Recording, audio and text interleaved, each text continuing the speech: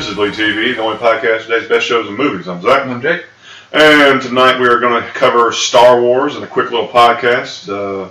Jake and I went and saw it the other day and just felt like we got to get a few little comments in there.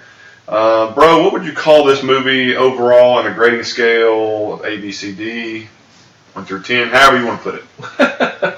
I've been kind of 50-50 on it. It's kind of what I've told everybody, but I'm giving it, I guess, kind of a B-. I could go with a B-. Okay. How does it compare to the last two Star Wars movies that come out? You know, the Rogue One and the other one. I'm actually a huge fan of Rogue One. I think that's by far the best one. Unfortunately, I think I would put this one third of the three. I agree. You know what? I'll tell people all the time. Rogue One is different because you meet all new characters. You have a whole new spectrum to play with. It's like it's more candy. You know, everything's new, everything's fresh like that. When you do these ones like we just saw The Last Jedi, you have to be a continuation of what you know in the past. And there's a lot of expectations when it comes to that. And so if you don't meet expectations, or if you do like The Walking Dead, which completely denuts the show and kills the main character who's the future of it, that's pretty much bad. And so when you have Star Wars Last Jedi here, you got a lot. And I think one of the things you and I talked about prior pod is that a lot of fans have panned this movie because they had a lot of expectations going into it. Would you agree? Yeah, the biggest complaint, and I talked about the best review I think I've seen, is a lot of people went into this movie with a list of things they wanted to know, and they just didn't find them out. You didn't get the answers you were looking for. This was not, I wouldn't call this a typical Star Wars movie. If anything, believe it or not, this movie was really, we made no progress in the movie. If anything, it was the next chapter in a book, and it was a very short chapter because it was leaving one planet to arrive onto another. That was the movie. That's where you started. That's where you ended. You know, that's what 2.5 hours ended up in result. Yeah, I feel like this was 2.5 hours to bring the resistance as low as we could possibly get it. Correct. You know what I mean? The Empire is still super strong. They still have the massive upper hand. This whole movie was just about, from the trailer, lighting that spark. Correct. That's what it's all about. So, I feel bad giving it a B-, and I feel like we're going to chainsaw a few scenes that are just ungodly bad, and a few little nitpicking things are like that, but I feel like are justified in nitpicking. Yes. But overall, enjoyed the movie. Yeah, 2.5 hours. I'd pay to go see it again because it was 2.5 hours of enjoyable movie. It really was, you know.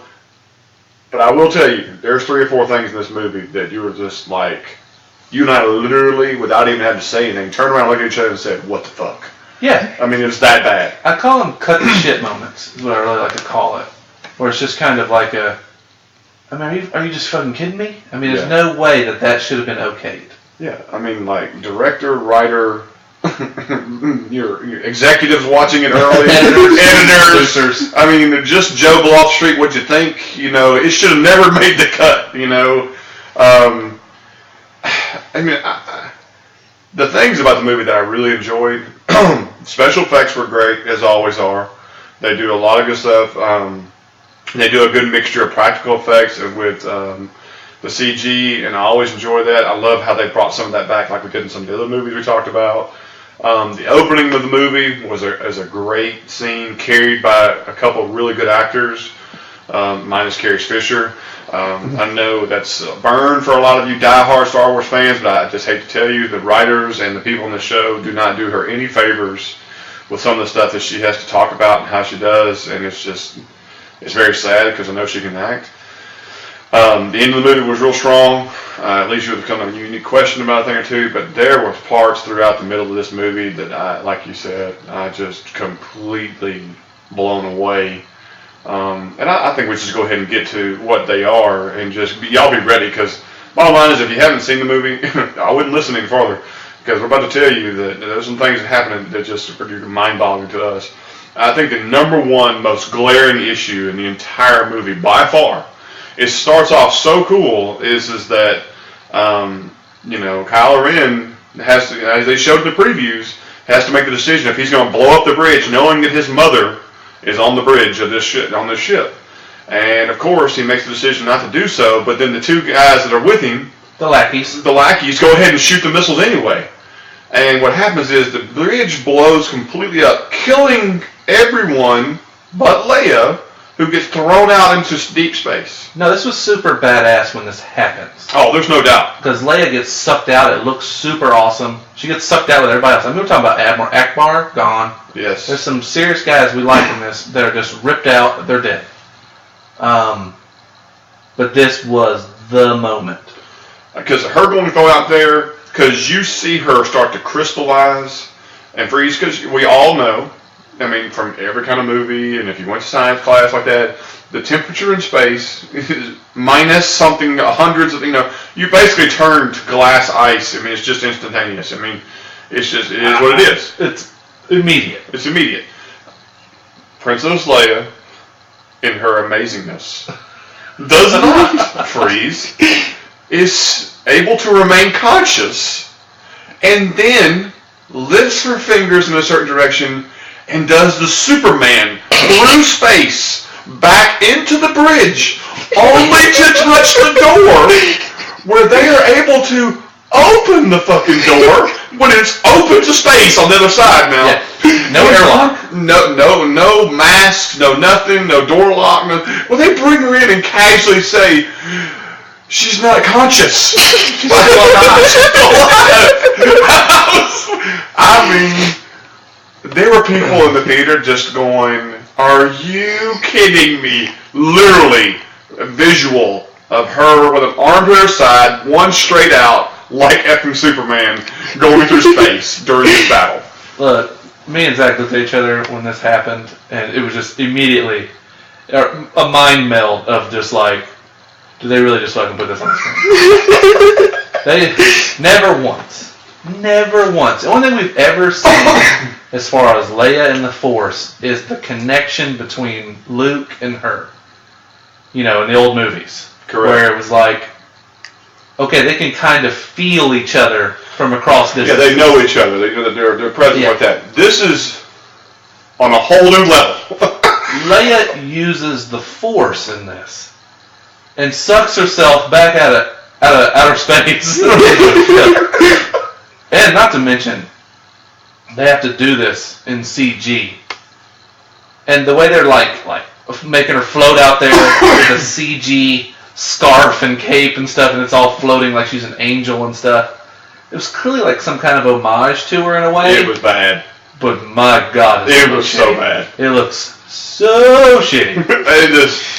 To me, I think everybody in the movie is at the movie theater is expecting Carrie Fisher to die in this movie because she's not going to be in the next one. We understand that, and God rest her soul and the whole 9 yards. And I was thinking when this happened, wow, this is where they had to go ahead and cut her character out of the movie. But then when she does the Superman act, oh man, I'm blown away. I'm really blown away because the fact is, when she gets sucked into outer space, it looked really awesome. It did. And I think it would have been a cool way for her to go, as a matter of fact. I mean, I thought that would have been fine. I would have been fine with that.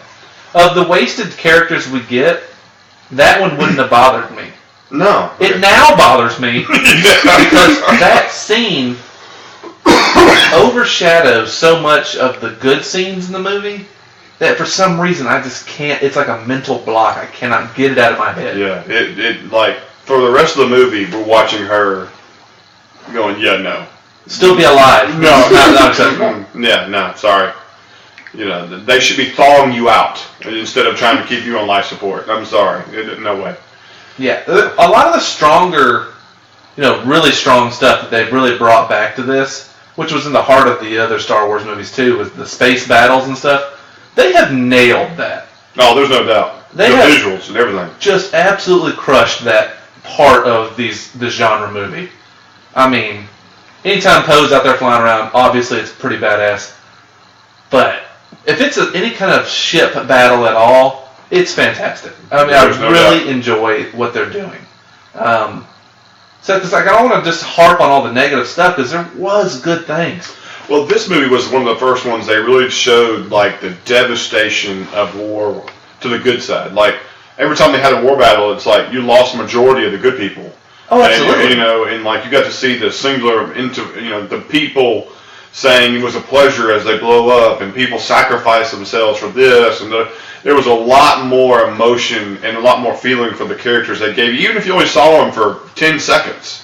Oh yeah. They really made you feel like what the real feeling of what war does is more about the loss than it is the win, and they did a really good job with that. And it was very subtle too. I mean, like instead of somebody talking about it, you see a screen where it shows the majority of them all lost their lives in one battle. Yeah, absolutely. And Poe's whole storyline in this is just learning how to become a leader.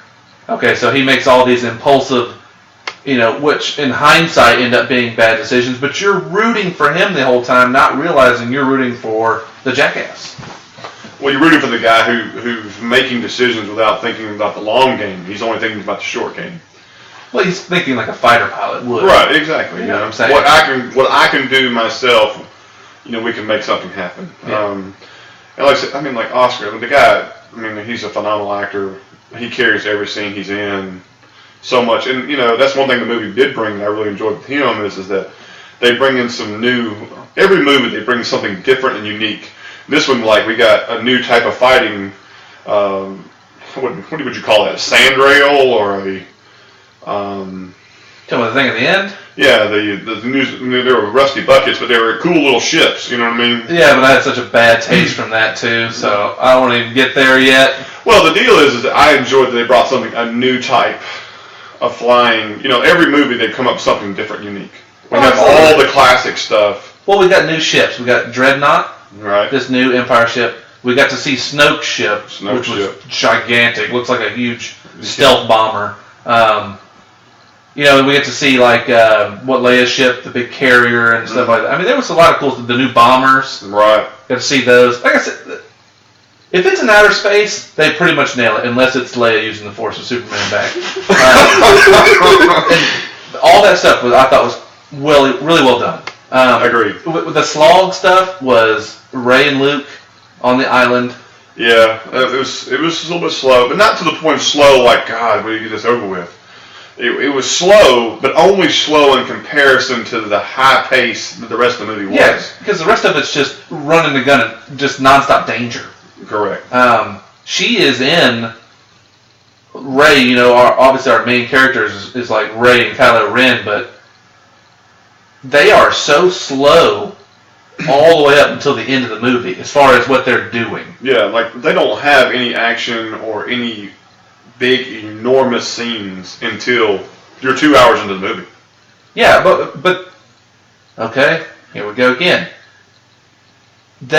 One of the things that, and maybe bigger Star Wars fans could explain some of these things to me, because I'm not a diehard.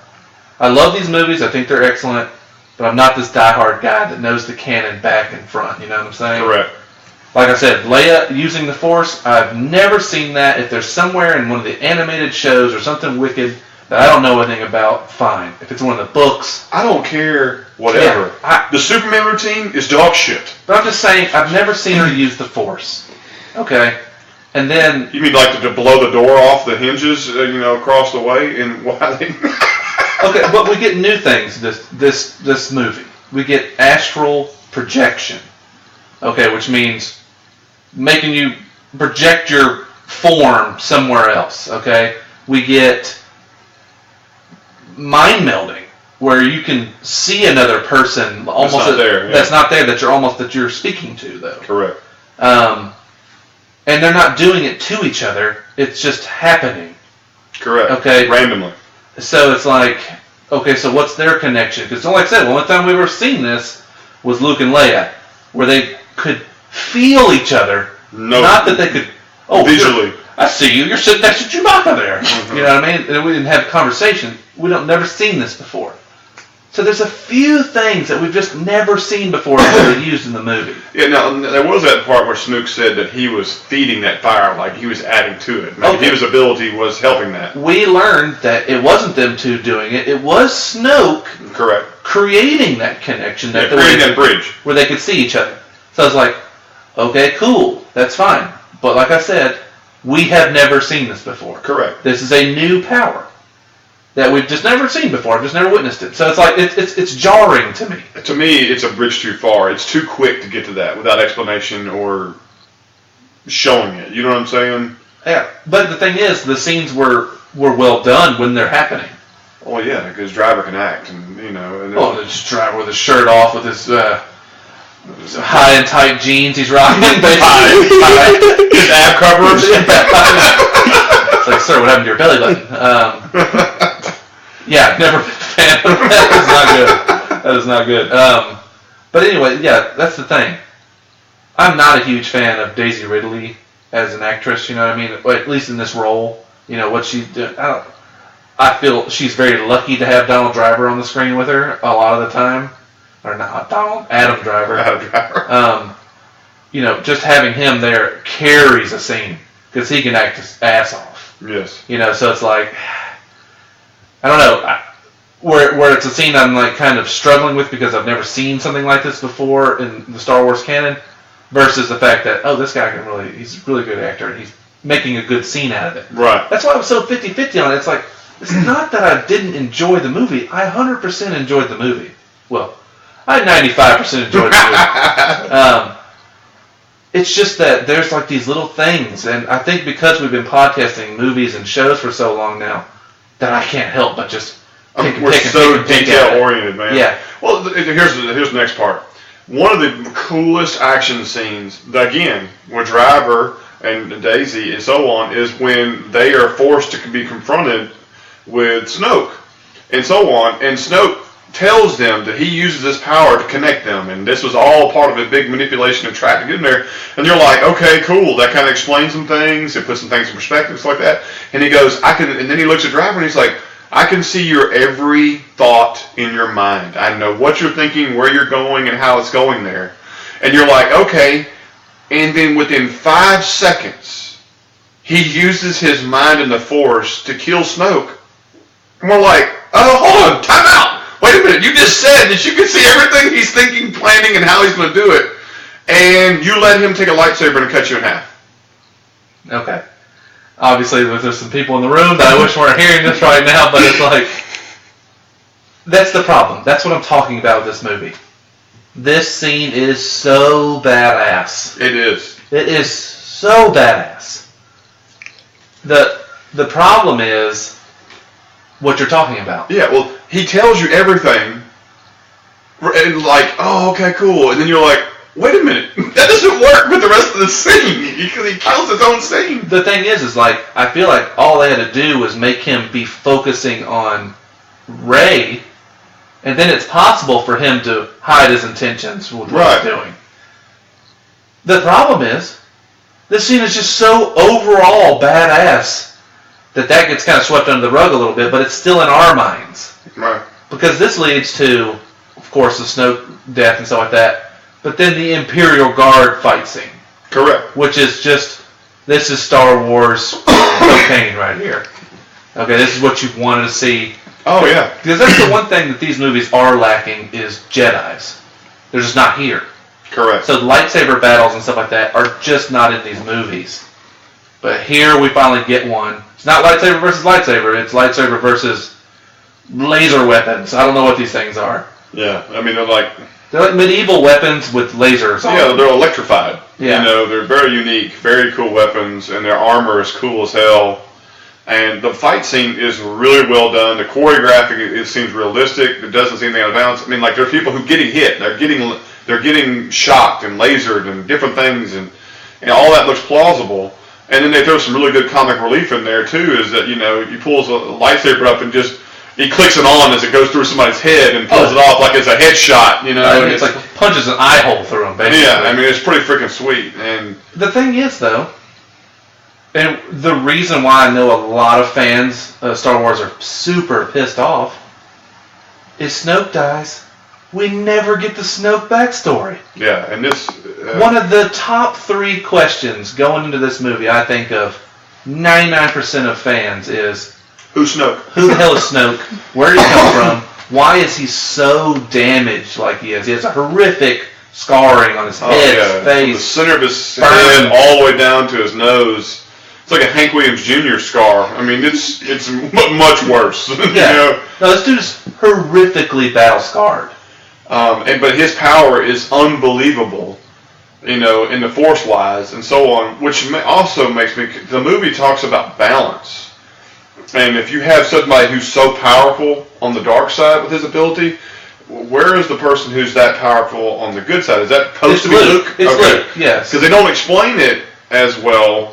But we don't realize how powerful Luke is until the end. Correct. Because he has shut himself out from the Force, remember? Correct. You know, I mean, the only reason why Yoda even pops back up is because he allows it back in. You know what I'm saying? There you go.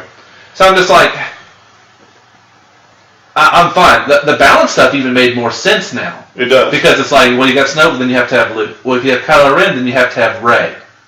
You know what I'm saying? The only thing with Rey is he's like Luke. Her power is just so fast. It's come up. They haven't actually shown how powerful Kylo Ren is. No, they haven't. That's the thing. Rey, they have now made all these huge, you know, statement scenes of her moving massive boulders, the ground cracking underneath her, and Luke freaking out and stuff like that. The only thing we've seen with Kylo Ren is him literally pull down a hut on top of Luke Skywalker. That's it. Or take the general and slide him out of the way. Oh yeah, but all of them can do that. It was good. But I love the it was comic relief, yes. You know, that's good stuff. As you wish, right on, sir. I can't really say that. That's good stuff. But yeah, so it's like they nail a scene, but they just miss just a hair bit, and then not telling you about Snoke, I think, is a massive miss, man. It is. The second biggest miss of the episode to me was the complete and utter waste of Gwendolyn Christie. Okay. This right here was devastating to me personally as a giant Game of Thrones fan and a giant Gwendolyn Christie fan. Phasma, the works. They make a big point of showing her in the previews and how this is this epic fight scene with him and her and Boyega and the whole 9 yards. And this entire scenario with her, it has such an awesome little part to it, but then it is so marred with how it got to the fight scene as well as how it ends. Okay. It's such a devastation to me. The problem with this, once again, is quite possibly, if the Snoke wasn't your favorite thing, definitely the light speed blasting through the ships was your favorite scene. Oh, it was awesome. This is extremely well done with the silence. There's no sound whatsoever. You know, light speeding through a whole armada of ships. Super badass. And then it's like, but the nitpicker in you should at least pick out the fact that all the stormtroopers, Captain Phasma, all of these people were all standing around Finn and Rose ready to execute them when the light speed ship happens, right? Right. Come back, and everyone is dead. It's set for Finn and Rose, and Captain Phasma and her team are, they're on the other side of the platform. Not only that, they act like they're unconscious on the floor. No, this is just all horseshit. Yeah. And so when they're like, let's wake up, let me knock the dust off me, the rubble off of me, and there's only 2 dead stormtroopers beside you.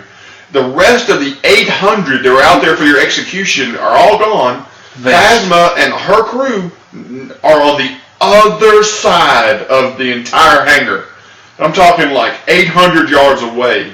You can't see it. And this is within evidently seconds of this ship going through and destroying part of it.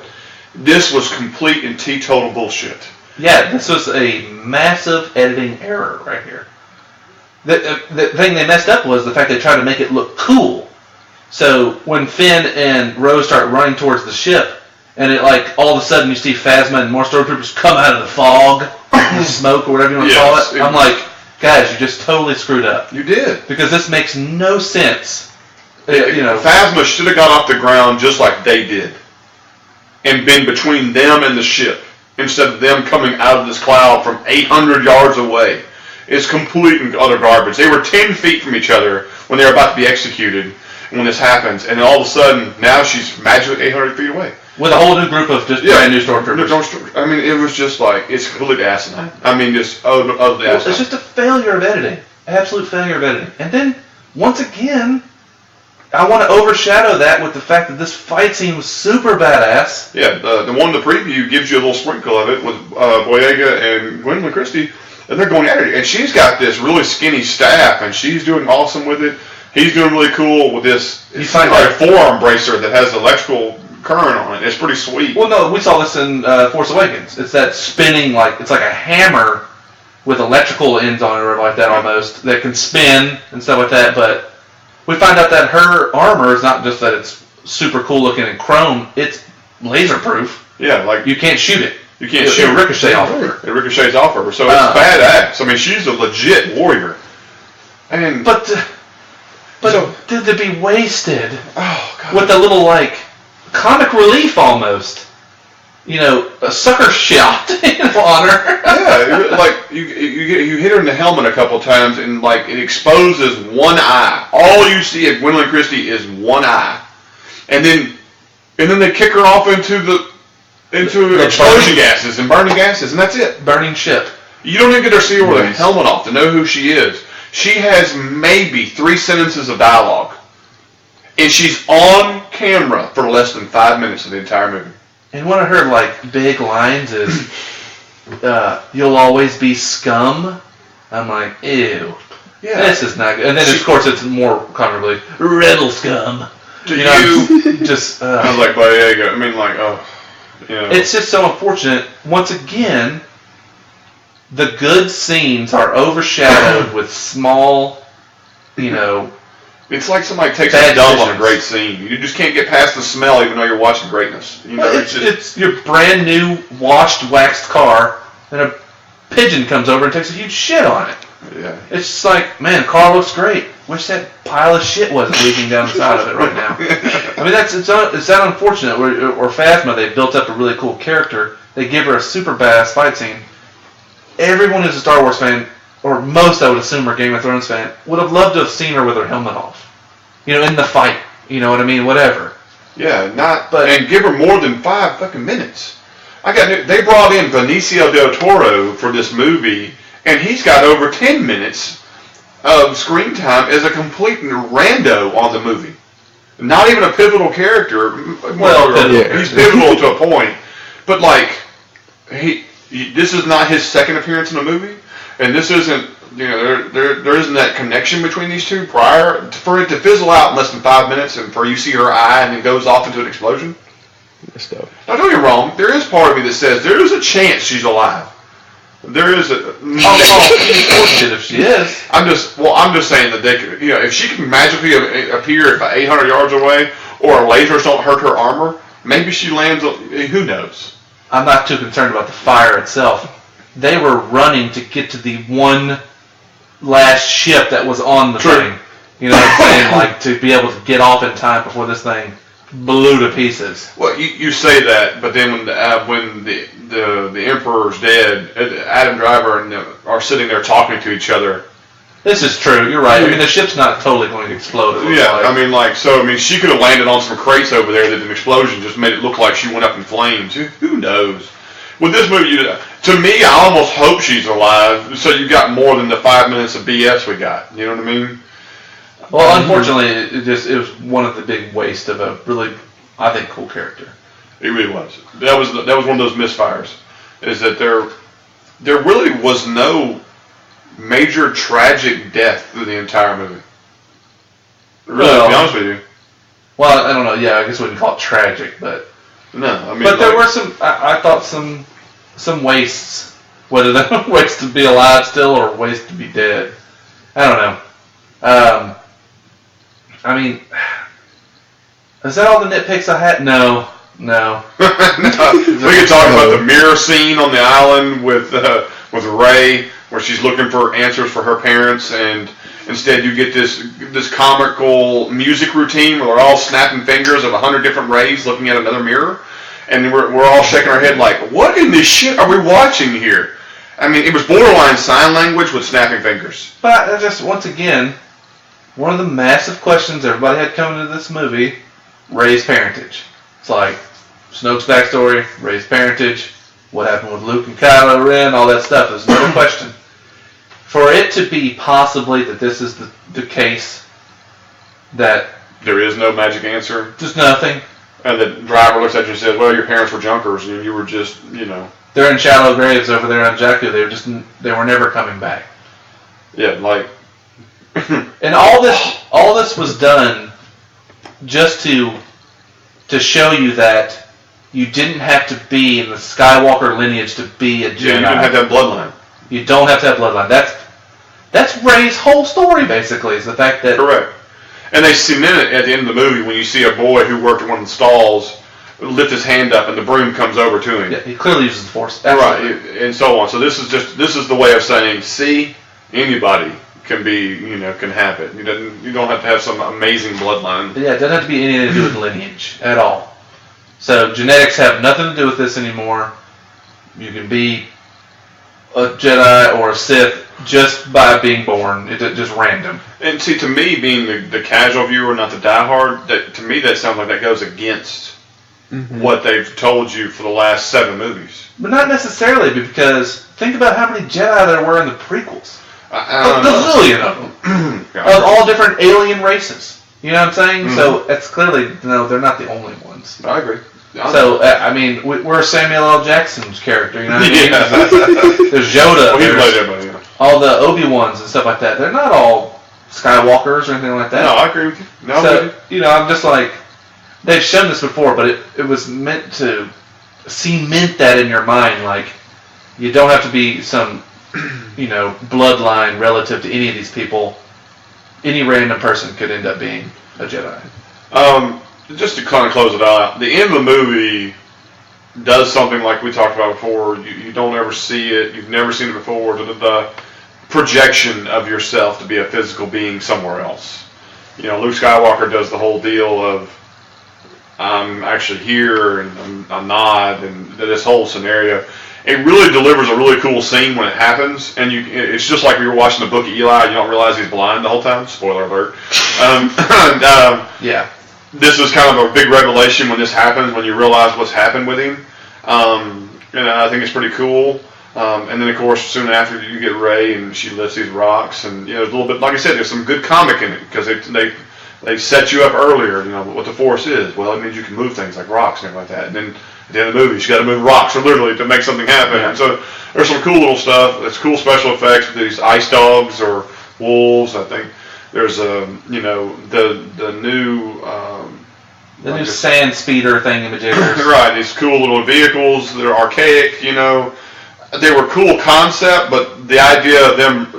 See, that was another huge nitpick for us. I think was there was this really cool visual scene of them coming out and they're way outgunned, and this is all to try to stop a special gun to blow a door off of a secure location.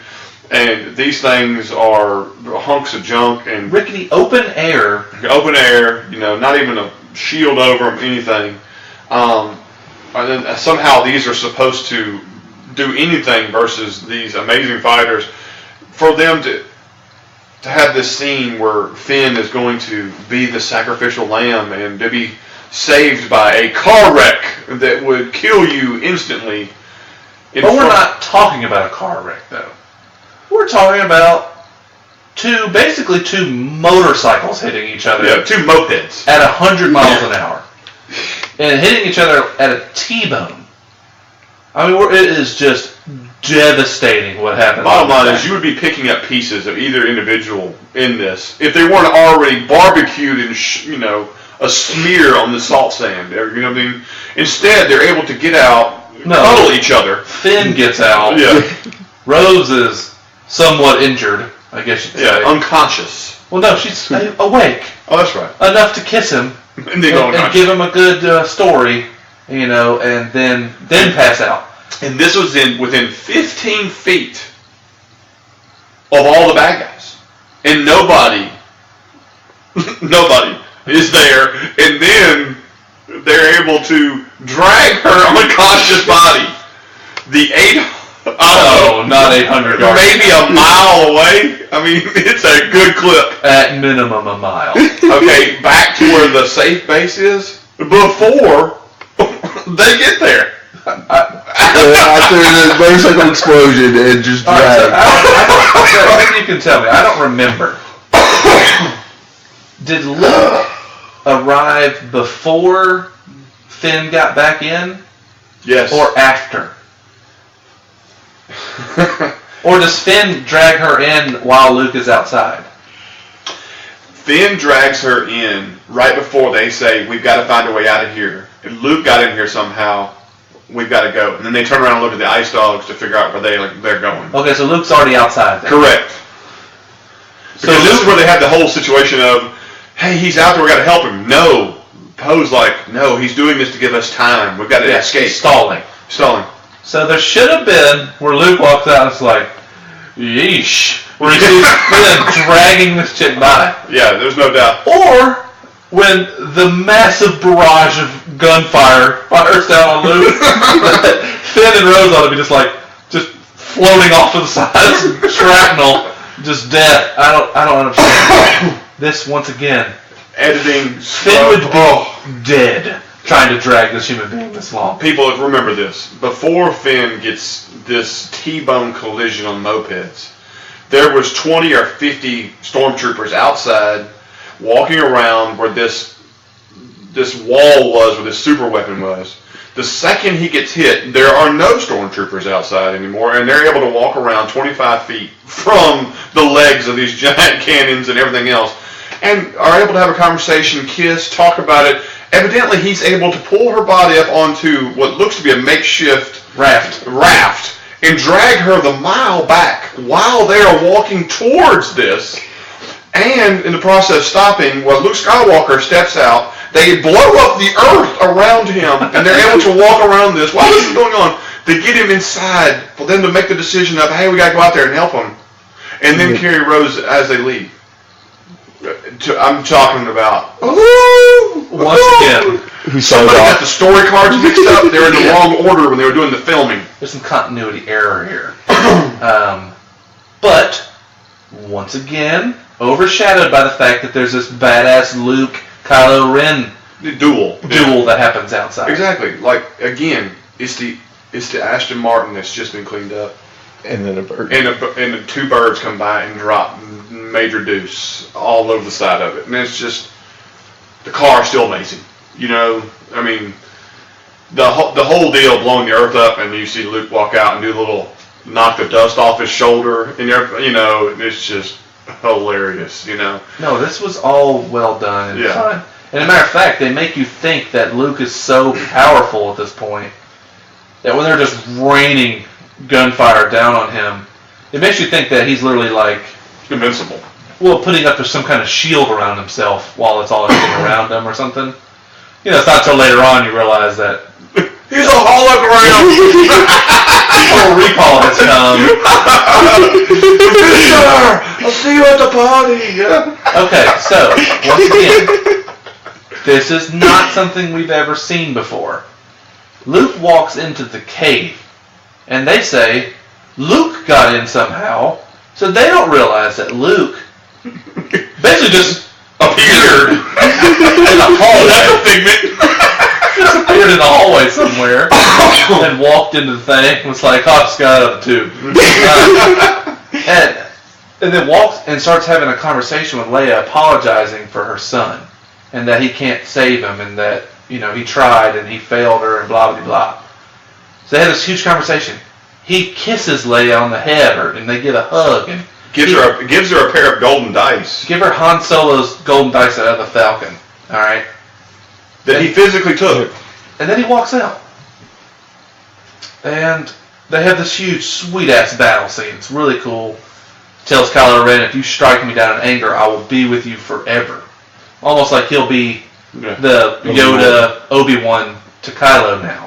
But it would be more like, you're fucking up. You know what I mean? Poking at him.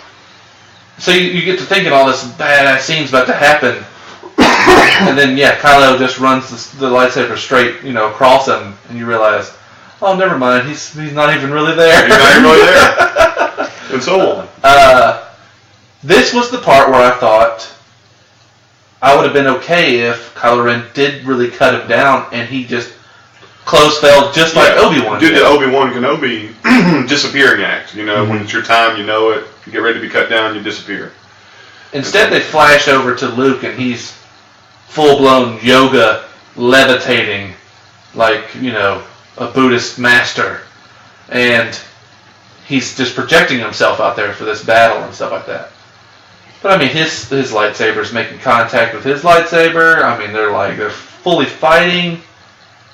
I'm just confused on how this happens. And we all should have realized it. Because we already saw Luke Skywalker. He has long hair, he has long beard. And it's gray and nasty. In the new version, he's very clean cut. But he walks out, and he's got brown hair. He's much cleaner looking and stuff. It's like, it should have been a duh moment. And the director gave us all these little hints and tips. Kylo Ren earlier saying, "You're not really here. The power of it alone would kill you," which is exactly how they end up killing Luke at the end and stuff like that. It's like, you know, man, even though they gave you all the little breadcrumbs to show you where everything was leading, it still wasn't just ultra satisfying when it ended up the way it ended up. Right. And another part, there was another little minor detail which made no sense is that he does the whole disappeared, right? And then he's doing the yoga thing on the island. Well, and of course he does the vanishing thing. And so, but then Kylo Ren goes into the base and picks up the set of dice, or these gold cubes, whatever like that, well after the fact. Yeah, Leia has just thrown them on the floor, apparently. real treasure. Super nice gift you gave me. From your former husband, and father of your child. That you've already cared about. Yeah. It's like, ooh, gross, you didn't realize those are anal beads. God, no, it went there. So yeah, it's... I'm sorry. Thanks, Dad. So 5 minutes later, though, Kylo walks in, picks up these things off the floor, and then they vanish in his hand. I'm like, what the fuck are we doing now? I mean, like, they had a time run. He didn't have to focus anymore. And once he created them, they had a timer on how they were visible. And you could physically touch them and so on. And then, so another continuity, complete boo-boo. It made no sense. You know what I mean? And there's some, what a lot of people are saying is some foreshadowing. The fact that Luke is sitting there looking at twin suns. And not to say twin sons, S-U-N, but twin sons, like S-O-N maybe. Right. That maybe there's either that Kylo Ren has a twin brother, or that Rey and Kylo are brother and sister twins or something. We better not go down that path again. I'm just saying there's a possibility. No, God. I think we've done the whole brother-sister thing, okay? Yeah, I agree. Let's don't do that again. But that's kind of the climax of the movie. We get another projection between, this one not done by Snoke. Yes. Between Driver and Rey again, where they connect. And then all they do is just look at each other. But yeah, so overall, once again, I enjoyed this movie a lot. But I hope everybody understands the little things we're nitpicking and glaring weaknesses. Some of them weren't nitpicking. They were just disastrous decisions that should have never been made on film. Yeah, there's some tough stuff in there. The continuity errors were pretty glaring. Like, we went with other people, and they noticed it immediately. I mean, like, it wasn't like just us Bleed TV who were very detail-oriented watching it. If you saw it and or you missed this, I'm concerned for you. But secondly, think about it. I mean, realistically, some of these things were just so slap you in the head, like, really?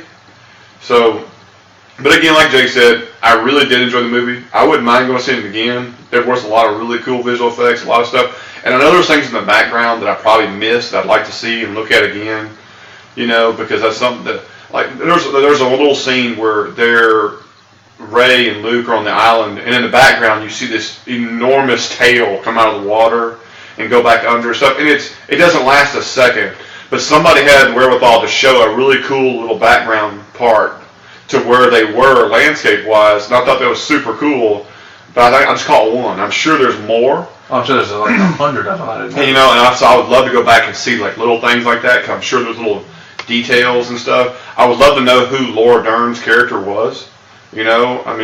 Once again, all the Star Wars nerds know exactly who she is. Right. I didn't. I don't know who she is. And stuff. And, evidently she has a history based on how they introduced who she was, even though her physical appearance and her demeanor in the movie didn't match what they considered her prowess of what her past was, based on what I saw. So I'm very curious about that. The movie opened up more questions than it answered questions for me. And I think that's what the biggest pan is for most people who watched it and so on. But that's where I'm at. Again, enjoyable. Happy I went and saw it. Go see it again. B- is where I'm at. I'm recommending this movie to everybody. I'm saying go watch it.